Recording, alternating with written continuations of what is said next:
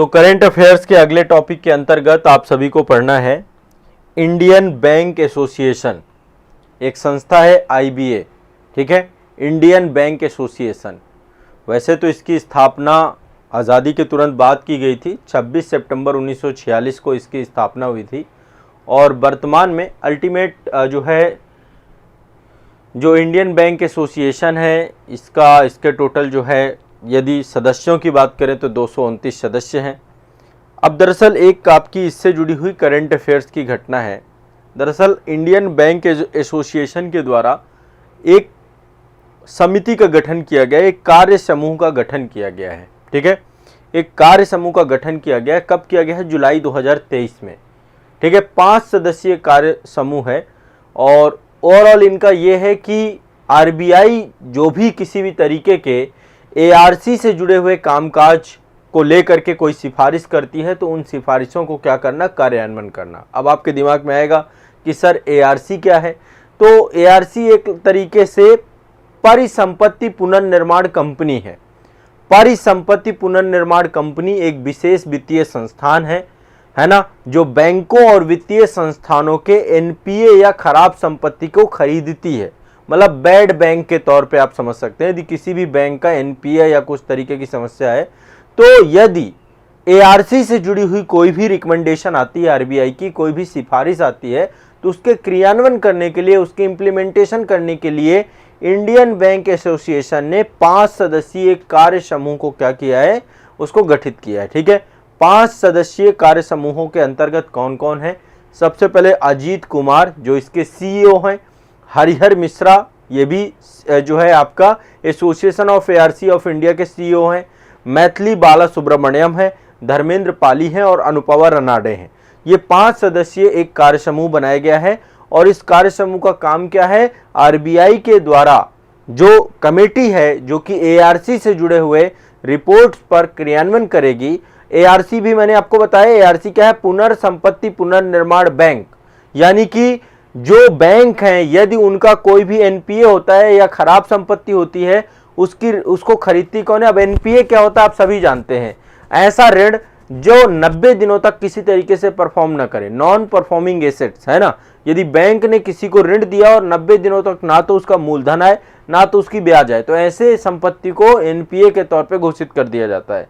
तो Indian bank association के द्वारा एक कार्य समूह बनाया गया है, 5 सदस्यीय कार्य समूह है जो कि ARC से जुड़े हुए रिजर्व बैंक की किसी भी सिफारिश के कार्यान्वयन के लिए काम करेगा, ठीक है। ये आपको समझना है सभी को, ठीक है, क्लियर है, स्पष्ट है। अब आगे चलते हैं, नेक्स्ट अगला है, ठीक है। तो RBI के द्वारा RBI की कोई भी सिफारिश के क्रियान्वयन के लिए इसको किया गया है। एक और मोस्ट इंपॉर्टेंट करंट अफेयर्स है आपका, ठीक है, एक मोस्ट इंपॉर्टेंट करंट अफेयर्स है। देखिए आप सभी लोग बहुत सारे कार्ड यूज करते हैं, आप में से कुछ लोग वीसा कार्ड यूज करते हैं, कुछ मास्टर कार्ड यूज करते हैं। कार्ड लाइक आप लोग सब लोग ATM का यूज करते होंगे, तो ATM कार्ड होता है। ATM कार्ड के अलावा जो डेबिट कार्ड हम बोलते हैं, डेबिट कार्ड और क्रेडिट कार्ड। ATM जाते हैं तो वहाँ पर डेबिट कार्ड लेकर के जाते हैं और पैसे निकालते हैं। ऐसे ही आपके पास क्रेडिट कार्ड भी होता है। क्रेडिट कार्ड भी बैंकों के द्वारा जारी किया जाता है आपके लिए व्यक्तिगत तौर पे, ताकि आप जो है उसमें क्रेडिट पैसे का उपयोग कर सकें। तो ऐसे करके क्रेडिट कार्ड भी होंगे जिसमें से अमेरिकन एक्सप्रेस है, रुपे कार्ड है, मास्टर कार्ड है, वीज़ा कार्ड है, लाइका पेमेंट गेटवे की तरह काम करते हैं। ये आपके जो है कार्ड जारी करने वाले संस्था हैं, ठीक है।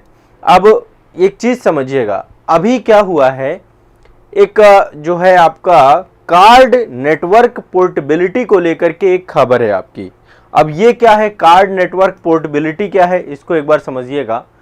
देखिए कार्ड नेटवर्क को पहले समझते हैं। कार्ड नेटवर्क क्या है? कार्ड नेटवर्क एक संचार प्रणाली है, ठीक है, जिसका उपयोग, कार्ड नेटवर्क का उपयोग कौन करता है? जो जारी करता बैंक है। जैसे मान लीजिए आपने ICICI बैंक में खाता खुलवा रखा है, SBI में बैंक खाता खुलवा रखा है, तो जो जारी करता बैंक है ना, या जो कार्ड से होने वाला कोई भी लेन देन है, कोई भी आप किसी तरीके का कार्ड से लेन देन करते हैं, तो एक तरीके से एक ये बैंक और साथ में जो जहां पे आप लेन देन कर रहे हैं एक तरीके से कार्ड नेटवर्क के तहत जुड़ जाता है। अब कार्ड नेटवर्क में काम करने वाली संस्थाएं ही ये हैं सारी की सारी, लाइक वीसा, ये भी कार्ड नेटवर्क से जुड़ी हुई है, मास्टर कार्ड कार्ड नेटवर्क से जुड़ी हुई है, रुपे कार्ड भारत सरकार के द्वारा जारी किया गया भी कार्ड नेटवर्क है। अमेरिकन एक्सप्रेस हो गया आपका, ऐसे ही बहुत होते हैं, एक डिनर क्लब करके, ऐसे करके बहुत सारी संस्थाएं जो कि कार्ड जारी करती हैं। तो ये सब कार्ड नेटवर्क है। अभी जैसे आप लोग देखते हैं, आपके पास मान लीजिए जियो का सिम है, आप उसको पोर्ट करा सकते हैं एयरटेल में, आप उसे पोर्ट करा सकते हैं वीआई में, आप उसे पोर्ट करा सकते हैं किसी दूसरे उसमें। उसी तरीके से आने वाले समय में, मतलब इसी टाइम पे कार्ड नेटवर्क पोर्टेबिलिटी का भी आपके लिए एक ऑप्शन आ रहा है। इस सेवा के अंतर्गत कार्ड उपयोगकर्ता अपने कार्ड नेटवर्क को उसी तरीके से पोर्ट करा सकेंगे जैसे फोन नंबर को हम पोर्ट कराते हैं। बहुत सिंपल सा है, ध्यान समझिएगा। कार्ड को भी पोर्ट करा सकते, मान लीजिए आपको वीसा में चार्ज ज्यादा लग रहे हैं तो आप मास्टर कार्ड में इसको पोर्ट करा सकते हैं, या मास्टर कार्ड पे लग रहे हैं तो आप इसे रुपए कार्ड में पोर्ट करा सकते हैं।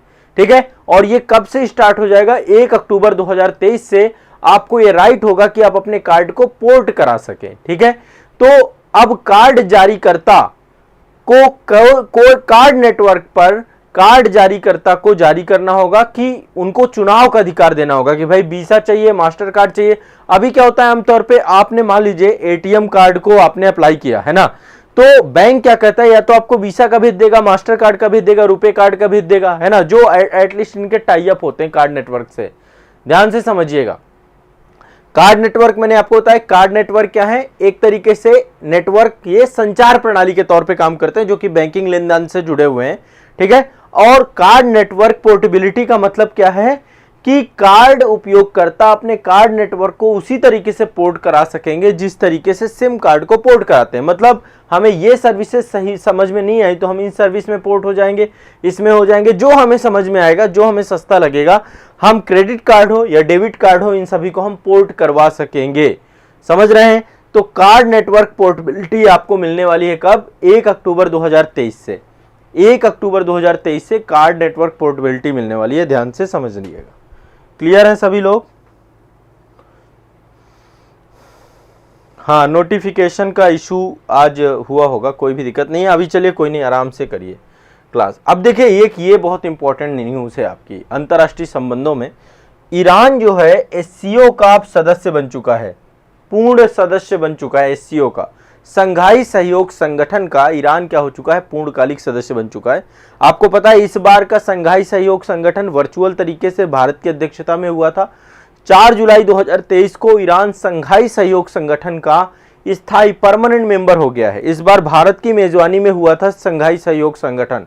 ठीक है, 4 जुलाई 2023 को भारत की अध्यक्षता में हुआ। ऑनलाइन या वर्चुअल माध्यम से, डिजिटल माध्यम से संघाई शिखर सम्मेलन में ईरान को सदस्यता प्रदान की गई है। भारतीय प्रधानमंत्री नरेंद्र मोदी ने संघाई शिखर सम्मेलन 2023 की अध्यक्षता प्राप्त की है। ठीक है, ईरान संघाई का पूर्णकालिक सदस्य बन गया है। तो इस बार 23वां शिखर सम्मेलन था संघाई का। थीम क्या थी? सुरक्षित संघाई सहयोग की ओर, सुरक्षित संघाई सहयोग संगठन की ओर। एक वर्चुअल शिखर सम्मेलन था और भारत जो है संघाई का नवा सदस्य, वो माफ करिएगा, ईरान जो है संघाई का नवा सदस्य देश बना है। ईरान अभी तक 8 थे टोटल पूर्णकालिक सदस्य, अब 9th मेंबर के तौर पे ईरान आ चुका है। ये करंट अफेयर्स का मोस्ट इंपॉर्टेंट क्वेश्चन है आईआर में, इसको आपको जरूर ध्यान रखना है, बहुत ही महत्वपूर्ण क्वेश्चन बन सकता है, पूछा जाएगा ये। तो भारत की अध्यक्षता में 23वां, पहले तो ये आपको पता होना चाहिए कि संघाई सहयोग संगठन हुआ कैसे है। भारत में हुआ है, वर्चुअल तरीके से हुआ है। थीम इसकी थी सुरक्षित संघाई सहयोग, और इसमें संघाई का नवा सदस्य देश कौन बन चुका है? ईरान। ठीक है, ईरान बन चुका है नवा सदस्य देश। क्लियर है, स्पष्ट है सभी को? बहुत सिंपल सी बात बता रहा हूं। देखो, संघाई सहयोग संगठन के बारे में आप सभी जानते हैं, 2001 में संगठन बना था और इसमें टोटल 9 सदस्य हैं, 9वां सदस्य ईरान है। इससे पहले भारत और पाकिस्तान इसके सदस्य बने थे। ठीक है, क्लियर है, स्पष्ट है, इसमें कोई टेंशन नहीं है। उद्देश्य सिर्फ इतना है कि राजनीतिक, व्यापार, अर्थव्यवस्था, विज्ञान और तकनीकी के क्षेत्र में मध्य एशिया और जो आपका जो है दक्षिण ये एशिया है, पूर्व एशिया है, इनके बीच में एक संबंध स्थापित करना। ठीक है, तो ये आपको दिमाग में बैठा के रखना है। इस समय जो ईरान के राष्ट्रपति हैं उनका नाम है इब्राहिम राइसी। क्या नाम है? इब्राहिम राइसी। ये मुस्लिम गणराज्य से जुड़े हुए हैं, मुद्रा इनकी रियाल है। इब्राहिम राइसी। क्लियर है सभी को? स्पष्ट है? चलो आगे बढ़ते हैं। नेक्स्ट, ये आप देख पा रहे होंगे, कोयला के बारे में आप सभी जानते हैं, कोयला की खदानें हैं। ये है कोल माइंस, कोयला है, काला है, ठीक है। एक नई जो है खबर है, वित्त वर्ष 2022-23 में कोयला और लिग्नाइट खदानों के लिए स्टार रेटिंग पंजीकरण प्रक्रिया शुरू की गई थी। क्या शुरू की गई थी? स्टार रेटिंग पंजीकरण प्रक्रिया प्रारंभ करने की घोषणा 21 जून 2023 को की गई थी, कोयला मंत्रालय ने किया था। और एक तरीके से जितनी भी कोल माइंस हैं उन सभी कोल माइंस को स्टार रेटिंग दिए जाने की बात की गई है, ठीक है, कि किसको कितनी रेटिंग दी जाएगी। कुछ मानक तय किए गए हैं, जैसे कि खनन कार्य कौन कितना बढ़िया से कर रहा है, पर्यावरण से जुड़े हुए मामलों में कौन से जुड़े हुए हैं, ठीक है, जो माइनिंग वगैरह होते हैं, और आर्थिक प्रदर्शन कैसा है, सुरक्षा कैसी, सुरक्षा के मानक कैसे हैं वहाँ पर, ठीक है, वहाँ पर जो कर्मचारी काम कर रहे हैं, कोल माइंस है ना, जहाँ जहाँ पे लोग काम, यहाँ पे बहुत सारे लोग काम कर रहे हैं, तो इनको रेटिंग प्रदान की जाएगी। स्टार रेटिंग पंजीकरण के लिए एक प्रोसेस बनाया गया कि जो खदान है जहाँ पे कोयला को जो है माइनिंग की जाती है, उन माइनिंग करने वालों के बीच में एक आपसी प्रतिस्पर्धा कई मानकों पे होगी और कोल माइंसों को स्टार रेटिंग दी जाएगी, ठीक है। स्टार रेटिंग में 7 मानक टोटल बनाए गए हैं और 7 मानकों के अंतर्गत खदानों का मूल्यांकन किया जाएगा और उनको स्टार रेटिंग दी जाएगी। बहुत सिंपल सा मामला है। तो ये कोयला मंत्रालय के द्वारा जो कोयला खदानें हैं उनको स्टार रेटिंग की प्रक्रिया शुरुआत हो चुकी है। 31 जनवरी 2024 को इसका प्रकाशन किया जाएगा कि कौन सी स्टार रेटिंग में कौन सी खदान है आपका। इससे क्या होगा, जो है एक प्रतिस्पर्धा का वातावरण होगा और बेहतर तरफ से करने का प्रयास होगा, क्योंकि यहाँ पे बहुत बुरी स्थिति होती है। जो कोल माइंस में काम करने वाले वर्कर होते हैं उनके लिए भी बहुत ज़्यादा जो है व्यवस्थाएं नहीं होती हैं, पर्यावरण इको फ्रेंडली भी नहीं होता। तो वो सारे पैरामीटर्स के अंतर्गत जो है जब इनकी रेटिंग की जाएगी तो इससे इनमें एक प्रतिस्पर्धा का वातावरण आएगा, ठीक है। तो क्या है ये खबर, वित्त वर्ष 2022-23 के लिए कोयला और लिग्नाइट खदानों के लिए स्टार रेटिंग की पंजीकरण प्रक्रिया आपकी शुरुआत हो चुकी है। 21 जून 2023 को इसकी घोषणा की गई थी, कोयला मंत्रालय के द्वारा की गई थी और प्रतिस्पर्धा और दीर्घकालिक खनन को प्रोत्साहन देने के लिए की गई थी, ठीक है। चलो आगे बढ़ते हैं। नेक्स्ट अगला है आपका भारतीय मानक ब्यूरो, BIC से जुड़ी हुई कुछ जानकारी है आपकी, ठीक है। आप सभी जानते हैं BIC को, ठीक है। BIC क्या है आपका? भारतीय मानक ब्यूरो। इसके बारे में थोड़ा सा 2-3 बातें आप लोग जान लीजिए, ठीक है। भारतीय मानक ब्यूरो कब अस्तित्व में आया था? अंग्रेजों के टाइम पीरियड पे, अंग्रेजों माफ करिएगा, आज़ादी के बाद जो है आपका 1 अप्रैल 1987 में इसको लेकर के मतलब ये इस्टेब्लिश हुआ था भारतीय मानक ब्यूरो। कहाँ पे मुख्यालय इसका? नई दिल्ली में, ठीक है। और क्षेत्रीय कार्यालय टोटल इसका, एक पूर्वी क्षेत्रीय कार्यालय है कोलकाता में, एक दक्षिणी है चेन्नई में, उत्तरी है चंडीगढ़ में, पश्चिमी है मुंबई में और मध्य है नई दिल्ली में। टोटल 5 क्षेत्रीय कार्यालय हैं और मुख्यालय इसका नई दिल्ली वाला ही मुख्यालय इसका बनाया गया है, ठीक है, भारतीय मानक ब्यूरो का। अब आप कहेंगे सर इससे जुड़ी हुई खबर क्या है? तो खबर समझिएगा कि जो कृषि जो उत्पाद हैं, बहुत सारे कृषि उत्पाद हैं, कृषि उत्पाद से बनने वाले जो बर्तन हैं उनके लिए मानक जारी किया गया है BIC के द्वारा।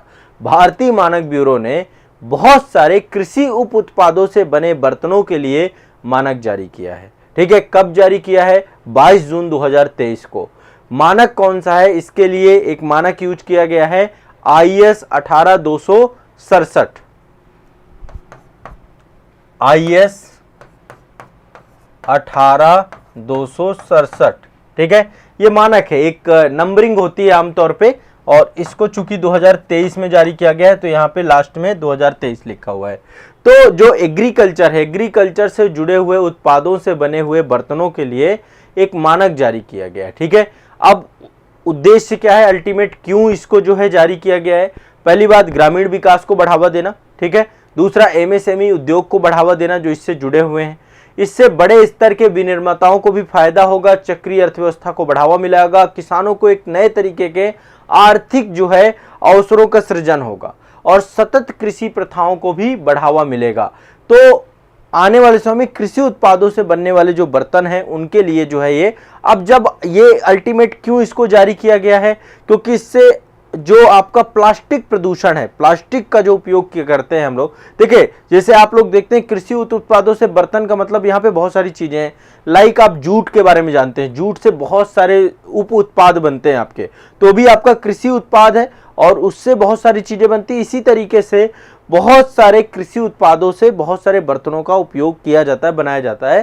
तो इससे क्या होगा, पर्यावरण प्रदूषण खत्म होगा, क्योंकि ये आपका कैसा होता है, इसी प्रकृति में ही मिल जाएगा। ठीक है, इससे सततता को बढ़ावा मिलेगा, पर्यावरण संरक्षण होगा, चक्रीय अर्थव्यवस्था को बढ़ावा मिलेगा, उपभोक्ता कल्याण को बढ़ावा मिलेगा और प्राकृतिक संसाधनों का बेहतरीन उपयोग हम इससे कर पाएंगे।